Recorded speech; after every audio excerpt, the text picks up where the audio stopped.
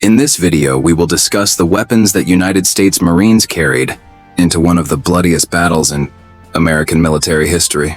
On February 19, 1945, 60,000 Marines stormed the black volcanic sands of Iwo Jima, armed with the finest infantry weapons America could produce, facing 21,000 Japanese defenders determined to fight to the death. The M1 Garand rifle, chambered in .30-06 Springfield, was the primary weapon that most Marines carried ashore at Iwo Jima. General Patton famously called it the greatest battle implement ever devised, and for good reason. This semi-automatic rifle gave Marines a decisive advantage over Japanese soldiers armed with bolt-action rifles. The M1 fired 8 rounds from an en-bloc clip, allowing a trained Marine to deliver 40 to 50 accurate shots per minute at ranges up to 500 yards, weighing 9.5 pounds. The Garand featured a gas-operated, rotating bolt action that made it reliable even in the harsh volcanic ash that covered Iwo Jima. When the 8th round was fired, the empty clip ejected with a distinctive ping sound, and Marines immediately reloaded for continuous fire. The M1 Carbine, lighter and more compact than the Garand, was issued to officers, NCOs, radio operators, and support troops who needed a weapon that wouldn't interfere with their other duties.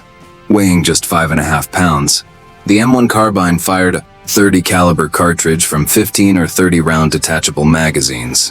While less powerful than the Garand's .30-06 round, the carbine was perfect for close quarters combat in caves and bunkers.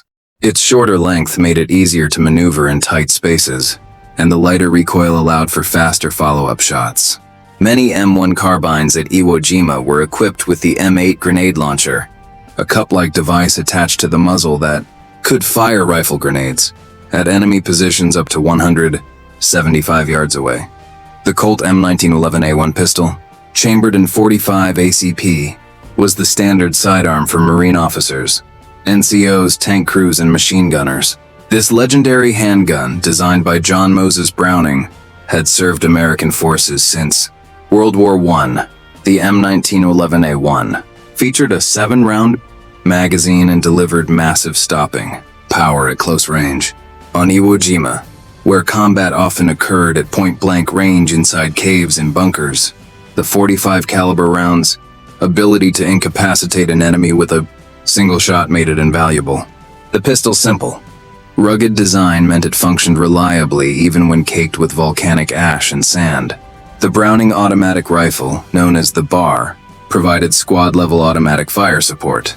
This 20-pound behemoth, chambered in .30-06, fired from a 20-round detachable magazine at rates between 300 to 650 rounds per minute, depending on the setting. Each Marine rifle squad had one bar gunner, and this weapon was critical for suppressing Japanese positions while other squad members maneuvered. The M1919A2 variant used at Iwo Jima featured a bipod for stability and could be fired from the shoulder if necessary. The bar's ability to lay down sustained automatic fire made it one of the most feared weapons in the Marine arsenal. The Thompson submachine gun, in both M1928A1 and M1A1 variants, was carried by Marine NCOs and assault troops who needed devastating close-range firepower, firing .45 ACP ammunition from 20 or 30-round stick magazines or 50-round drum magazines on the earlier M1928A1 model. The Tommy gun could unleash 600 to 700 rounds per minute. On Iwo Jima, Thompson-armed Marines led assaults on cave entrances and bunker complexes, where its high rate of fire and powerful .45 caliber bullets proved lethal in confined spaces. The Thompson's weight, nearly 11 pounds when loaded, was offset by its reliability and the psychological impact its distinctive sound had on enemy defenders. The M2 flamethrower, nicknamed the blowtorch, became one of the most important weapons for clearing Japanese fortifications on Iwo Jima. This terrifying weapon consisted of 2 fuel tanks worn on the operator's back. Connected to a handheld wand with an igniter, the M2 could spray burning napalm up to 40 yards, and its 150 seconds of fuel were used in short, devastating bursts. Flamethrower teams, typically consisting of the operator and a rifleman for protection, advanced on cave entrances and bunkers, sending jets of liquid fire into openings that bullets and grenades couldn't reach. Japanese defenders feared the flamethrower more than any other weapon, and flamethrower operators faced extreme danger, often targeted by snipers who recognized the distinctive profile of the fuel tanks. The M1919A4 Browning machine gun provided sustained, automatic fire at the platoon and company level. This 30 caliber air-cooled machine gun, weighing 31 pounds without its tripod, could fire up to 500 rounds per minute from 250-round fabric belts. Machine gun teams of 3 to 4 Marines set up M1919A4s to cover approaches, suppress enemy positions, and defend against Japanese counterattacks. The gun's reliability was legendary. It could fire thousands of rounds without malfunction if properly maintained. At Iwo Jima, M1919A4s laid down covering fire during assaults and defended Marine positions against nighttime banzai charges. The M2 Browning 50 caliber heavy machine gun delivered devastating long-range firepower, weighing 84 pounds for the gun alone and requiring a substantial tripod. The Ma-Deuce fired armor-piercing incendiary and tracer rounds at 750 rounds per minute, with an effective range of 2,000 yards. The 50 cal could engage targets that lighter weapons couldn't touch. Marines used M2s to suppress Japanese positions from a distance, destroy fortifications, and engage enemy soldiers attempting to move between defensive positions. The 50 caliber round could penetrate concrete, blow apart sandbag bunkers, and cut through steel plates, making it invaluable against Iwo Jima's heavily fortified defenses. The M2 60mm mortar provided portable indirect fire support at the company level. This lightweight mortar, weighing just 42 pounds total, could be carried by a 3-man team and set up within seconds, firing high explosive smoke and illumination rounds to a maximum range of 1,900 yards. The 60mm mortar was perfect for hitting targets behind, cover, or in defilade.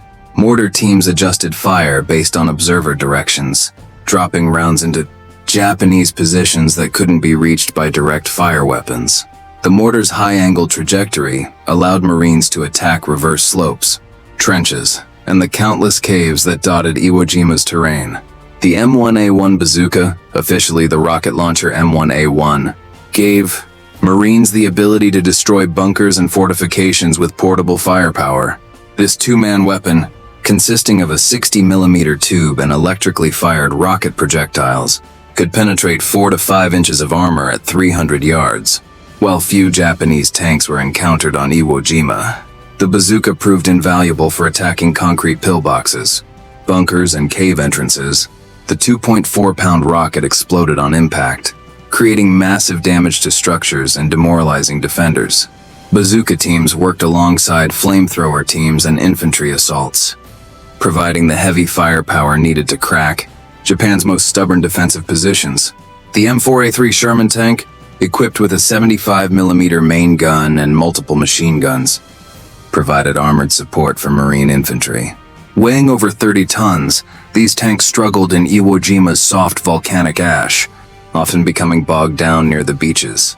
However, when they could maneuver, Shermans proved devastating, using their main guns to destroy bunkers and their 30 caliber and 50 caliber machine guns to suppress infantry. The most famous Sherman variant on Iwo Jima was the M4A3 equipped with the Navy Mark I flamethrower. These Ronson flamethrower tanks could project burning fuel over 90 meters, and their 300 gallons of napalm provided 150 seconds of continuous fire, making them the most effective weapon for clearing fortified positions on the entire island.